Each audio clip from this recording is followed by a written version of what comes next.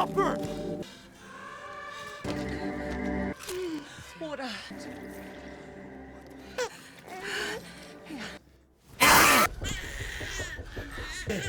Down! We can't let these fuckers down! She doesn't know. All of you!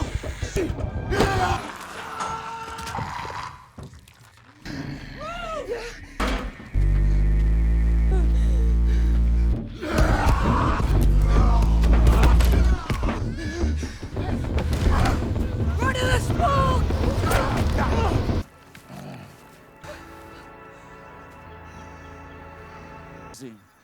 It's extremely tough in iodine.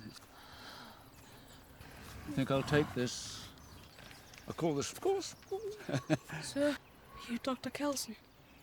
Isla, help. What's Been waiting almost. Ovation or memento mori. It means this helps to keep them out. And you're dead. Because they are alike. Every saw is a monument. Sorry, Don't worry, no, it's the bones will fall apart. The moment. Let's find Eric.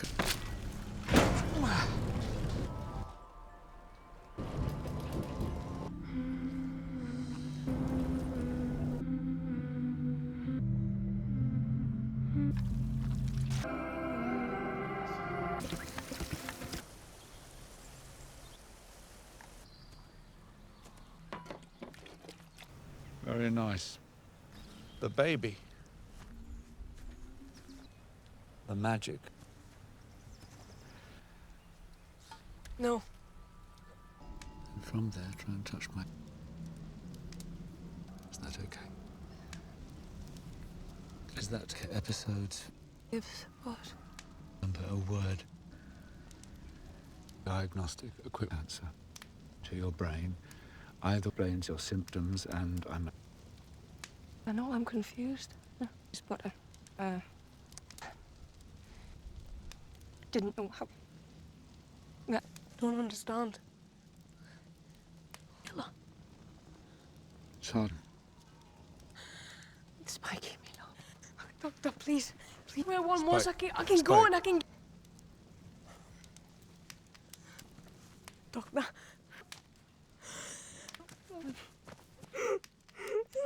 Should have told you.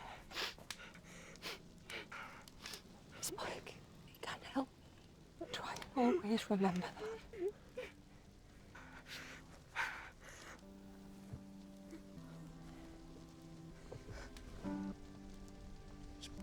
What did it mean?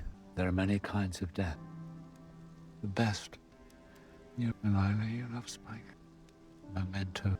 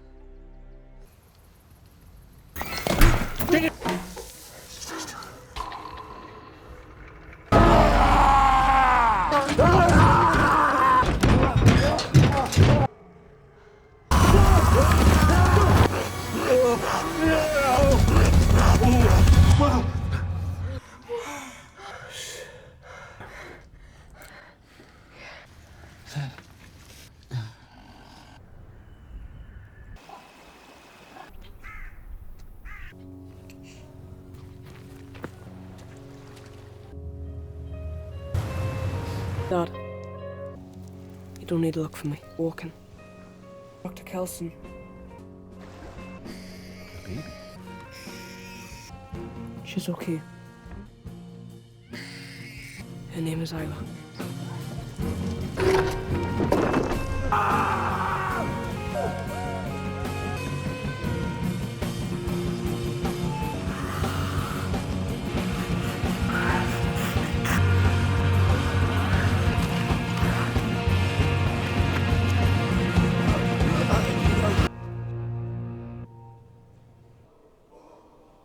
Hell, would you mind if we... Oh, 2, 3...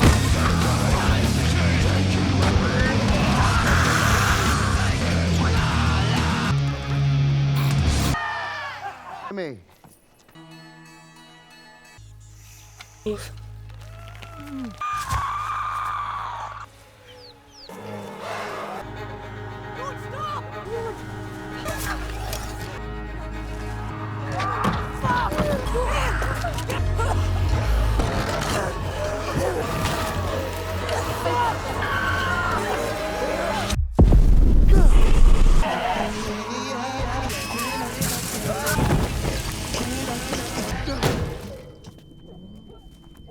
What happened?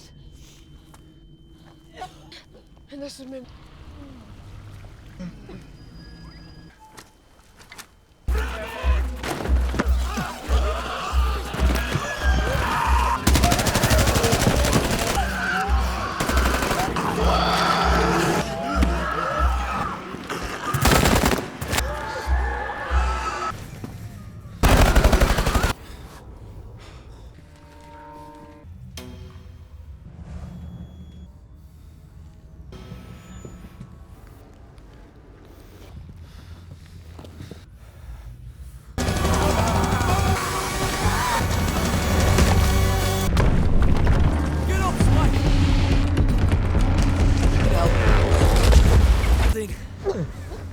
It's a low tide. It was weighing over it. Only Josh. The water. Shin deep. We're good. That's our path. You go first.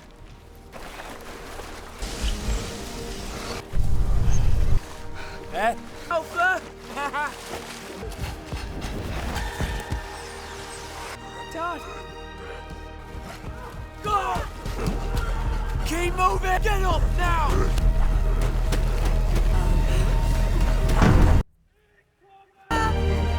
Incoming! Eyes on! Alpha! Get out there! Get that line on! Keep them! Three! Ah! Get it up and up! Look at me fucking eyes! It's clean! We're clean!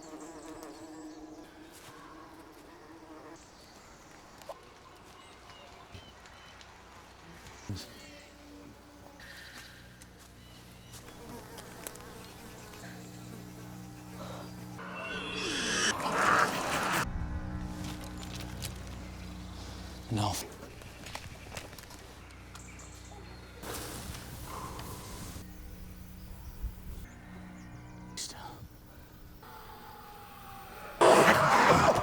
Alpha. Let's go! I'll take the first.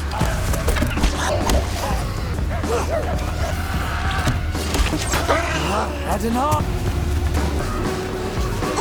Come on, son!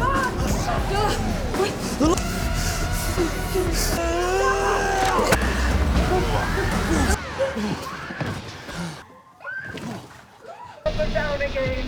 Right. People going down again. Slow. After this one visit, you're poor.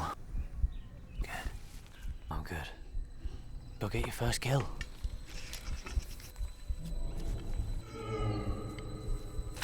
Calculate for wind. Comes out after him is mine.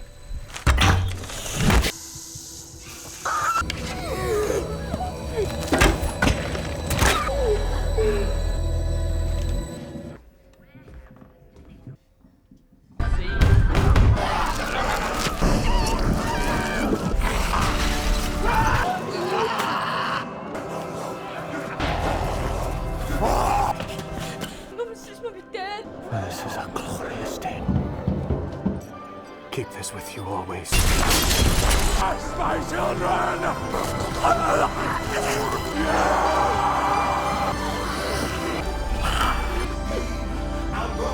Hey guys, today we are diving headfirst into the grim, gory, and surprisingly emotional landscape of 28 years later, 2005.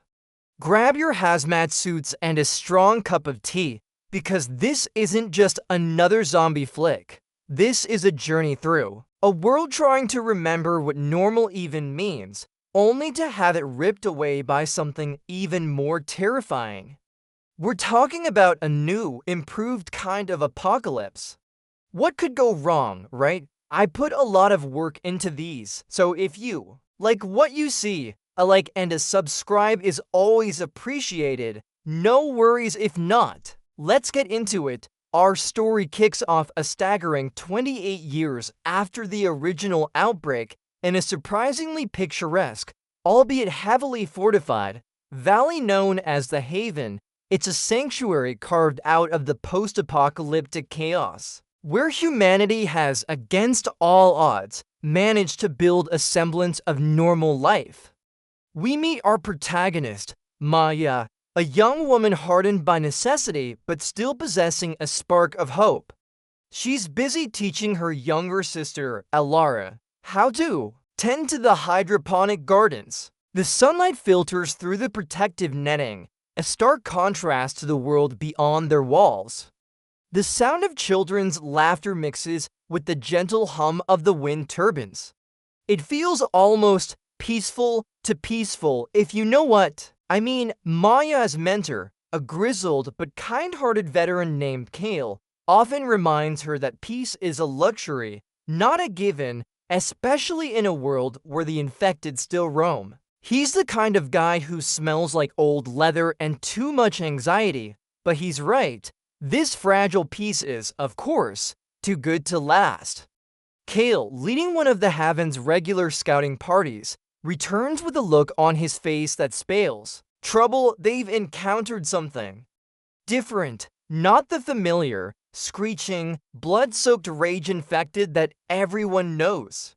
No, these new ones seem there's a strange, almost methodical feel to their movements, a chilling intelligence in the way they've navigated the old ruins. Kale shows Maya a peculiar, elongated claw mark on a piece of debris, unlike anything they've seen before.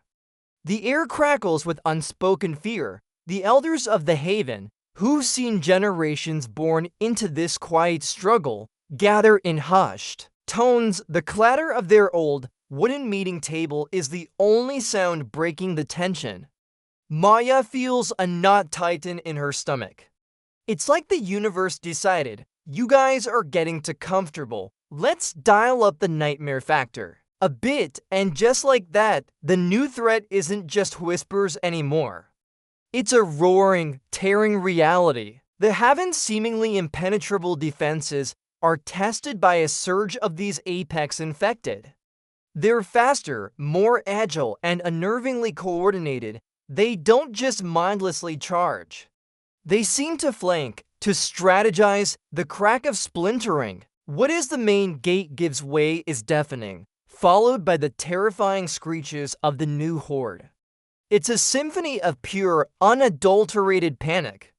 Maya, alongside Kale, fights fiercely, trying to protect Alara amidst the chaos. The metallic clang of their makeshift weapons against the infected's teeth and claws is constant, punctuated by the horrific tearing sounds of flesh. It's clear that the rules of survival have just been rewritten, and this new version is far more terrifying than the old one. We've gone from run and hide to run and pray you don't get outsmarted. As the apex horde swarms the Haven, Kale, with grim determination etched on his face, understands the dire calculus of their situation. He makes a heartbreaking decision to make a final stand, buying precious seconds for Maya and Alara to escape through a hidden, crumbling service tunnel. The thud of his heavy rifle against the rapidly advancing infected is a desperate drumbeat, Maya grabs Alara's hand, her sister's small body trembling, and they scramble through the tight, dust-choked passage. The air is thick with the metallic tang of fear and blood. Maya can hear Kel's battle cries, getting fainter with distance, a sound that will haunt her. The entire structure around them groans under the assault, plaster and debris raining down. It's a truly gut-wrenching moment, leaving us wondering if Kale even stands a chance. Spoilers, probably not. This is 28 years later. Not everybody lives. The sounds of the havens fall slowly recede as Maya and Alara navigate the labyrinthine tunnels beneath the old valley. It's a tense, claustrophobic journey. Their only light coming from a flickering torch. Alara clutches Maya's hand, her little face streaked with dirt and tears, but she remains silent, a testament to the brutal lessons of their upbringing. Every creak of the old infrastructure, every scurry of a rat, sends a jolt of terror through them. Finally, after what feels like an eternity, they emerge from the suffocating darkness into the eerie glow of a crescent moon. Before them stretches the skeletal remains of what was once a bustling urban landscape, now reclaimed by nature and silence.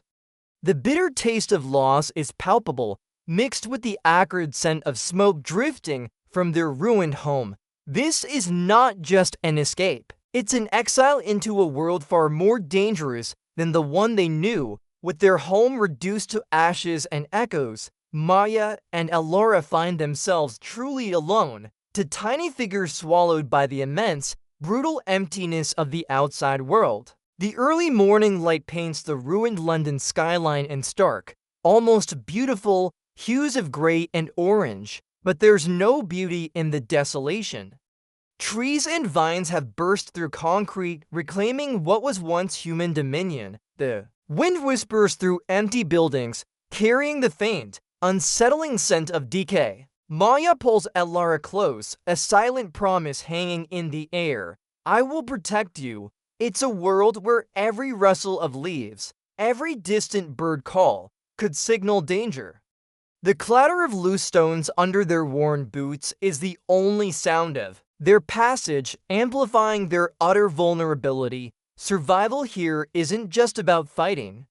It's about enduring the crushing weight of isolation and the ever-present threat. Kind of like that feeling when your Wi-Fi drops out. But with more biting days turn into weeks as Maya and Alara traverse the desolate, overgrown labyrinth of what was once London. The city is a mausoleum, its iconic landmarks now. Decaying monuments to a forgotten era, they scavenge for food and supplies in the skeletal remains of supermarkets, the silence broken only by the crunch of broken glass and the echo of their footsteps. One tense sequence sees Maya expertly navigate an old, abandoned bus through a partially flooded street, its diesel engine grumbling, trying to avoid a small, but still deadly, pack of classic rage-infected shambling through the mist. The visceral thud of a falling debris sends shivers down their spines. Each night is a desperate search for shelter, each morning a new struggle. Maya's resolve is unwavering, but the toll of constant vigilance is visible in the weary slump of her shoulders and the worried glances she casts at Alara's increasingly pale face during a particularly bleak evening, sheltering in what appears to be an old, abandoned communications building. Maya stumbles upon a dusty, miraculously intact shortwave radio. It's a relic from another time, but her hope, however faint, flickers to life. With painstaking care, using scavenged tools and wires, she begins to tinker, muttering technical jargon she barely understands but instinctively knows from Kel's lessons. The air is thick with anticipation as she turns the dial, the crackle of static filling the quiet room. Then a faint, garbled voice breaks through the white noise. It's a heavily encrypted military broadcast, hinting at a fortified sanctuary, a citadel in the north. It speaks of security, of a new beginning, a beacon in the endless night. The sound of that human voice, even distorted, is like a jolt of electricity piercing the crushing isolation they've endured. For a moment, even Alara looks up with a glimmer of excitement. Maybe, just maybe, they aren't so alone after all. Or maybe it's just a really well-orchestrated trap. Who knows? This is a sequel. Following the cryptic radio signal, Maya and Alara eventually reach the Citadel. And let me tell you, it's not some quaint little village. This place is an absolute monster of concrete and steel, bristling with defenses rising out of the mist, like a modern-day fortress of solitude, but way less friendly. Heavily armed guards, clad in intimidating, almost futuristic gear, meet them at the outer perimeter. The massive blast doors, groaning as they open, reveal a bustling, albeit sterile, internal compound. Initial relief washes over Maya. It's a place of apparent safety and order, a stark contrast to the lawless wastes they've traversed. The clang of heavy machinery and the distant shouts of soldiers echo through the vast halls. General Thorn, the Citadel's stern and imposing leader, gives them a curt but seemingly welcoming address. "Welcome to humanity's last bastion," he intones, his voice echoing with authority. But beneath the surface, Maya can already sense a strange, almost unsettling, rigidity to the place. You know, the kind of vibe where you're safe, but also pretty sure they're watching your every move. Just a hunch. Life within the Citadel is orderly, extremely orderly. Think military camp meets dystopian hospital. Every aspect of daily existence is strictly regimented. Curfews, work assignments, mandatory health screenings. The metallic clink of soldiers' boots on polished floors is a constant backdrop. Maya and Alara are given rudimentary lodgings, but the feeling of being constantly observed is palpable. During one of the screenings, Alara is flagged for advanced assessment due to her prolonged exposure to the outside world and the new Apex strain. Maya's heart sinks with a familiar dread, but General Thorn assures her it's for Alara's own good, for the safety of the entire community. The soft whisper of Alara's name on Maya's lips as her sister is gently, but firmly, led away by medical personnel sounds like a prayer. It's hard to tell what's more chilling, the infected outside, or the unnervingly sterile safety within these walls. While assigned to a logistics detail, Maya meets Dr. Reese, a brilliant but visibly weary scientist leading the Citadel's biological research. He's got that seen too much, slept too little look, you know? During a quiet moment, Reese, perhaps feeling a need to confide, explains the terrifying nature of the Apex strain. It's not just a mutation.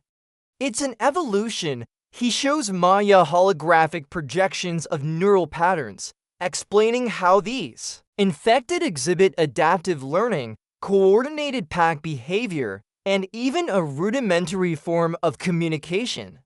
They're not just mindless, he whispers, his voice heavy with a mix of fear and a twisted admiration. They're evolving. The fluorescent hum of the lab and the subtle clatter of equipment seem to amplify his unease. Maya can tell that Reese is deeply conflicted, caught between scientific curiosity and the horrifying implications of his research. He's clearly under Thorn's thumb, but there's a flicker of moral integrity in his eyes. It's like he's trying to tell her something without actually saying it, which, let's be honest, is a classic movie trope for "this guy's going to help you later." As days turn into a grueling routine, Maya's unease about the Citadel steadily grows. She notices discrepancies, things that don't quite add up.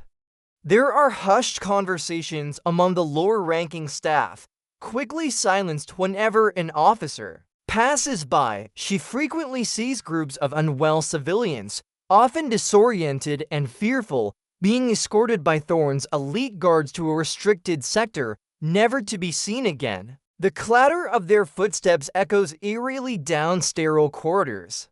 One night, while on a late-night supply run, she overhears two guards discussing new test subjects and Thorne's pet project in whispers, their voices barely audible over the distant drone of the ventilation system. The casual brutality in their tone sends a cold shiver down Maya's spine. It's becoming terrifyingly clear that the Citadel isn't just a sanctuary. It's a cage, and something truly sinister is happening behind its polished, fortified walls. At this point, I'd probably be packing my bags ... if I had any driven. By growing fear for Alara and annoying suspicion, Maya executes a daring, covert mission. Under the cloak of night, with the rhythmic clanging of distant pipes her only soundtrack, she infiltrates a restricted administrative area she bypasses. Security with a surprising deftness, honed by years of survival. Her heart pounds like a drum against her ribs as she accesses a terminal or perhaps swipes a datapad left carelessly, if conveniently unattended. What she uncovers is a chilling dossier outlining General Thorne's true intentions. He isn't seeking a cure, he's seeking control. He's deliberately exposing select survivors to a modified apex strain, attempting to create a control horde, a biological weapon he can unleash on rival factions or, horrifyingly, use to purify what remains of humanity. The metallic taste of adrenaline fills her mouth. She scrolls through images and schematics. The sheer depravity of it all is a punch to the gut. The low hum of the computer fans and the faint click of the keyboard are the only sounds accompanying her horrifying discovery. Suddenly, the infected outside seem almost quaint. Armed with the stolen information and a newfound, chilling understanding, Maya follows a rarely used maintenance passage, a dark, cramped tunnel smelling of stale air and fear, into the deepest, most restricted levels of the Citadel, the Apex Labs. Her gut twists as she glimpses sterile, brightly lit chambers through small observation windows. And there she is, Alara, strapped to a medical gurney, tubes and wires attached to her small body. Her skin is unnaturally pale, and her eyes, though still holding a flicker of recognition for Maya, are clouded with the familiar, terrifying red hue of rage. It's a gut-wrenching sight, worse than any infected attack. Alara thrashes weakly, a low growl escaping her throat, but when her eyes lock with Maya's through the glass, there's a moment of profound, heartbreaking connection, a silent plea for help. The faint beeping of medical equipment sounds like a death knell for her innocence. Maya presses her hand against the cold glass, a silent promise solidifying in her heart. She will get her sister out, no matter the cost. General Thorne, prepare for a very bad day. After the horrifying discovery of Alara, Maya confronts Dr. Reese. She finds him in his cluttered lab, surrounded by his data and theories, looking more like a ghost than a scientist. Maya shoves the stolen dossier onto his desk, the papers rustling aggressively, and recounts what she saw. The casual clatter of glassware is the only sound for a long moment. Aris, his face a canvas of guilt and despair, slowly breaks down. He confesses his unwilling complicity, revealing how Thorne coerced him, threatening his own family. His voice is a broken whisper, filled with the weight of his actions. He twisted my research, Aris admits, tears blurring his vision. He promised a way to control them, not weaponize innocent lives. The low hum of the lab equipment suddenly feels oppressive. He agrees to help Maya, to expose Thorne, to undo the monstrosity he inadvertently helped create. It's a risky alliance, a desperate gamble, but they both know it's the only chance they have. It's like when you're caught lying and you finally fess up, but the stakes are You know, humanity. With Dr. Reese now on board, Maya begins the perilous task of assembling a small, ragtag resistance within the Citadel. It's a game of whispers and shadows, clandestine meetings held in dimly lit service tunnels or abandoned storage rooms, the faint drip of water echoing their tension. She carefully approaches disillusioned soldiers who've seen too much, and civilian staff who've lost loved ones to Thorne's screening process. Her quiet passion and unwavering resolve, combined with Orissa's insider knowledge, slowly win them over. There's a hulking former guard, Finn, whose conscience has finally snapped, and a sharp-witted technician, Lena, who resents Thorne's iron grip. The metallic clang of a dropped tool or the sudden squeak of a rat could expose them. Each recruit is a terrifying risk, but also a glimmer of hope. They huddle close, their voices hushed, drawing up crude maps and planning their desperate escape and rescue mission. It's like a heist movie, but with more biohazards and way fewer cool gadgets. The moment of truth arrives, heralded by a piercing alarm that rips through the Citadel's usually sterile silence.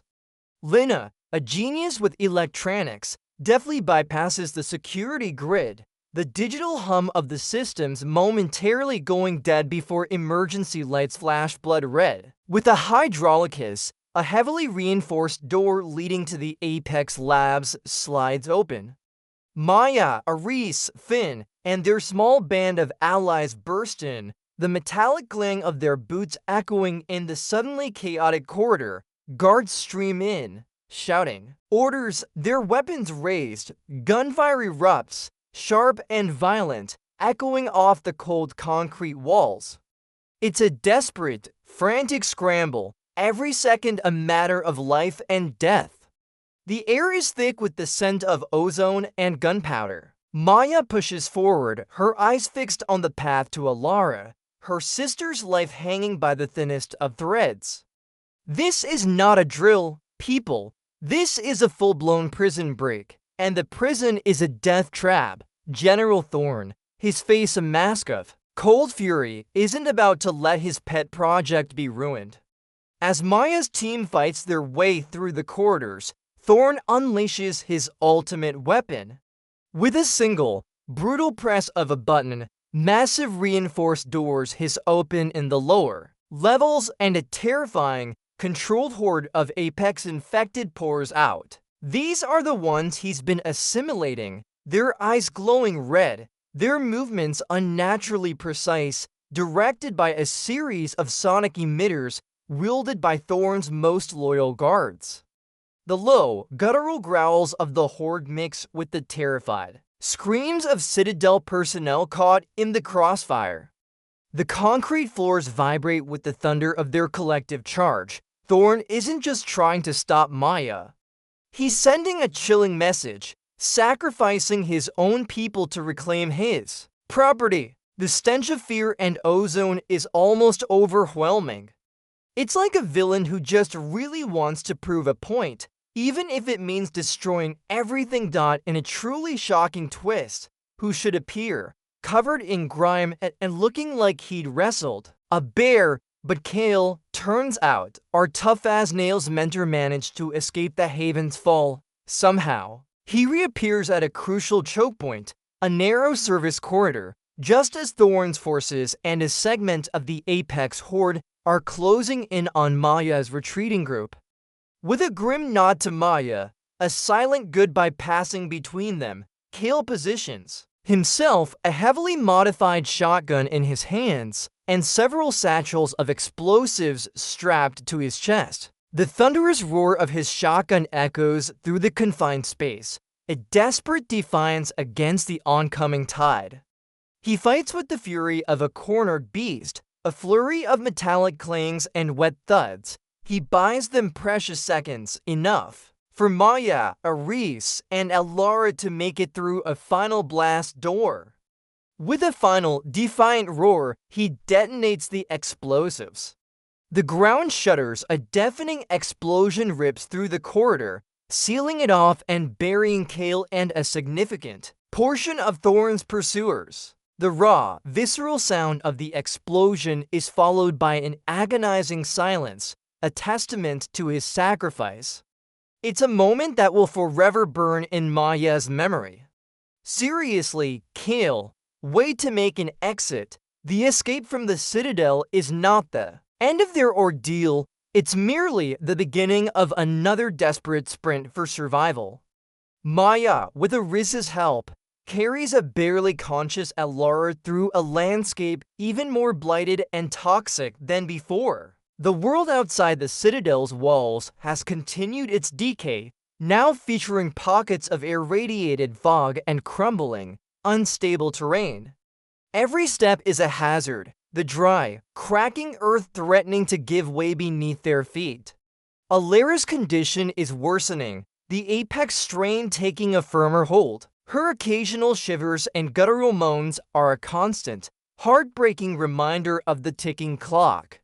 Aris, though physically less capable, provides crucial navigational and medical guidance, his voice strained with urgency. The wind whips around them, carrying the acrid scent of decay and distant fires. They are pursued not just by Thorne's remnants, but by the relentless hunger of the world itself. It's a truly harrowing journey, showcasing the resilience of the human spirit when faced with the absolute worst nature has to offer, and also, like a really bad air quality index, against all odds, after days of grueling travel and near death. Encounters with both classic and wild apex infected, Maya, Aris, and the fading Alara stumble upon a long-abandoned pharmaceutical research lab. It's nestled deep in a forgotten, overgrown corner of the countryside, a ghost of a bygone era.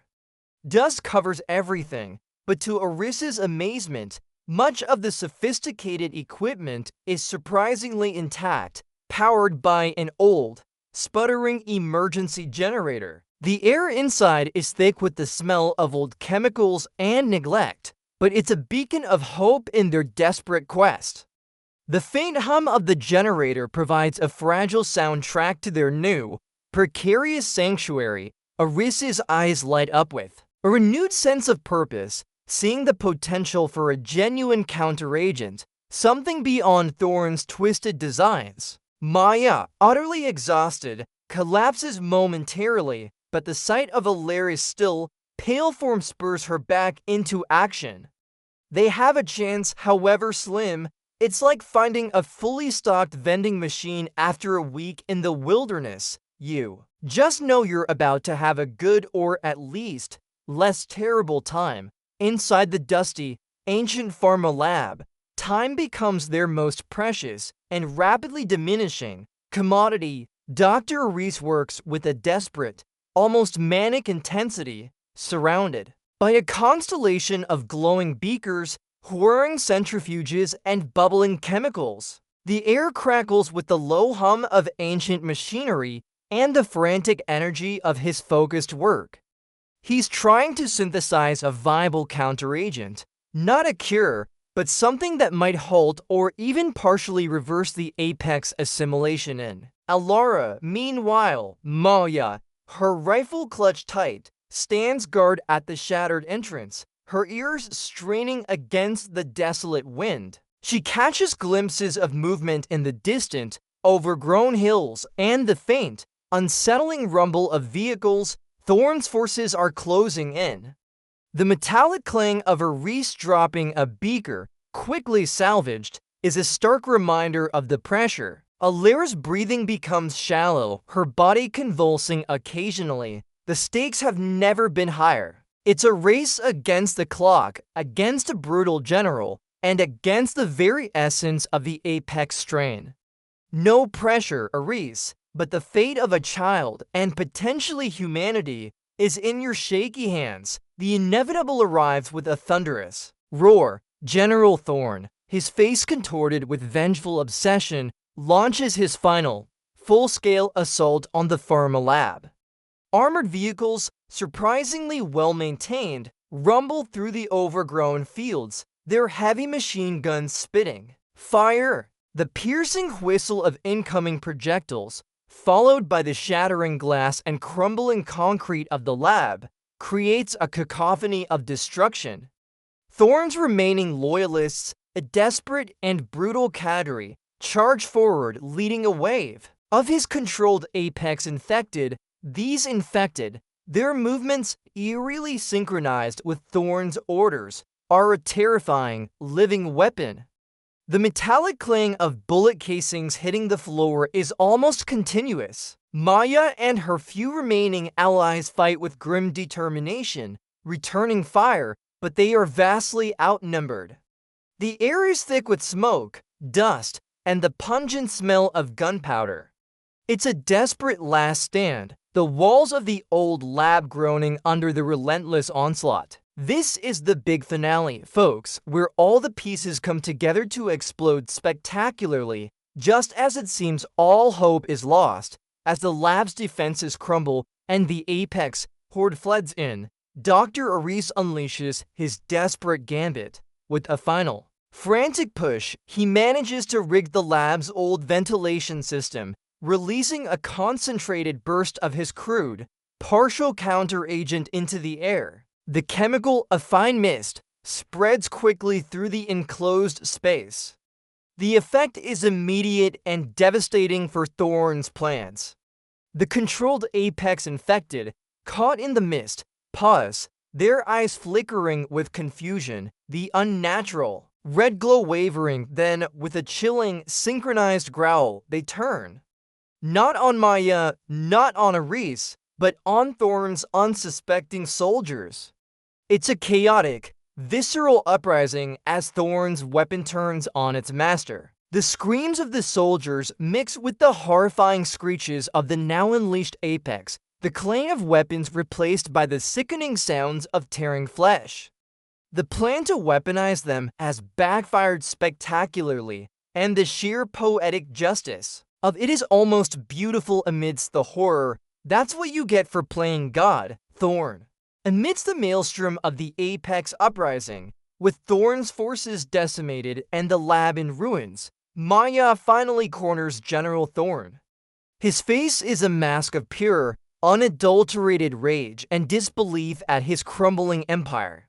This isn't just a fight for survival, it's personal. The metallic clang of their makeshift weapons, Maya's scavenged machete against Thorne's military-grade combat knife, echoes through the smoke-filled, crumbling lab.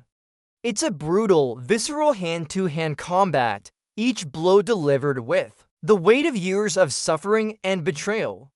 Thorne fights with the desperation of a cornered tyrant, Maya with the fierce, protective fury of a mother bear. The grunts of effort, the sharp cries of pain, and the sound of their heavy breathing fill the air, punctuating the distant chaos. They tumble over debris, smashing through broken equipment, their reflections distorted in shattered glass. Maya uses her agility and raw, instinctual survival skills against Thorne's brute force and training. It's a fight for the future of humanity, a final reckoning in a world teetering on the edge. You know, like a really intense argument with your boss, but with actual knives. General Thorne, finally defeated, collapses amidst the wreckage of his ambition.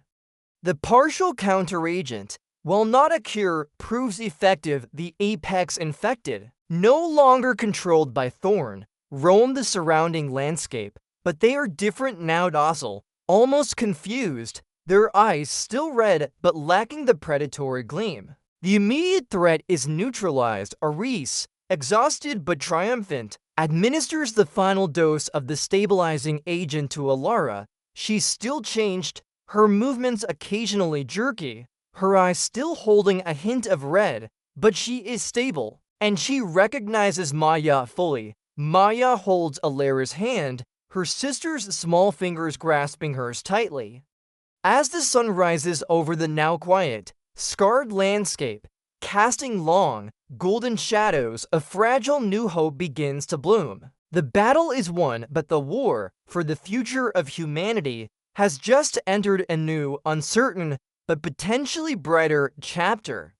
The sounds of birdsong, long absent, slowly return, a gentle promise in the new dawn. And there we have it, folks. 28 years later, 20 to 5 truly delivered on the promise of its predecessors, pushing the boundaries of survival horror and, surprisingly, the depths of human depravity and resilience. This film reminded us that even in the darkest corners of a ravaged world, hope can still find a way to glimmer, sometimes in the most unexpected places, like a dilapidated pharma lab. It wasn't just about outrunning the infected. It was about confronting the monsters within ourselves and fighting for the chance to rebuild, to truly live, not just survive. Maya's journey teaches us that the greatest threats often come not from the obvious dangers, but from the corrupted ideals of those who claim to protect us. It's a poignant reminder that while the world may break, the human spirit, with all its flaws and brilliance, will always strive to heal. Until next time, stay safe out there.